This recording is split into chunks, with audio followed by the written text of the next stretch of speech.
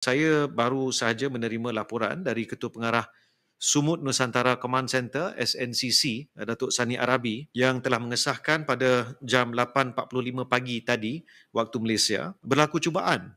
Kapal yang diyakini milik pihak rejim Zionis Israel telah menghampiri flotila. Pada waktu ini masih berada di perairan antarabangsa, tapi kawasan yang dikenali sebagai zon kuning. Mereka bot-bot dalam Global Sumut Flotilla dijangka memasuki zon merah dalam tempoh mungkin beberapa jam dari sekarang. Keberadaan kapal yang diyakini milik pihak rejim Zionis Israel ini membimbangkan, dan pada masa yang sama mereka mendapati aktiviti drone dalam jumlah lebih kurang 10 unit dikesan sepanjang tempoh ini. Namun belum berlaku sebarang tindakan fizikal, pintasan fizikal ataupun physical intercept, dan seluruh delegasi berada dalam keadaan berjaga-jaga, termasuk persediaan sekiranya bot-bot mereka dipintas dan terputus hubungan. Jadi beberapa perkara telah dimaklumkan kepada saya. Maklumat yang terkini, flotila dijangka memasuki zon merah R3, iaitu kira-kira 100 batu nautika dari Gaza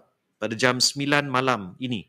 9 malam waktu Malaysia. Secara langsung dari CCTV yang telah dilengkapkan di atas kapal-kapal telah mula dipancarkan untuk tontonan dunia, dan sekiranya berlaku sebarang insiden, kita doakan misi Global Sumut Flotilla ini berjaya dan para peserta sentiasa selamat, dan kita perlu terus bantu untuk bina naratif bagi menyokong perdamaian di Gaza dan juga usaha GSF ini mencapai kejayaan.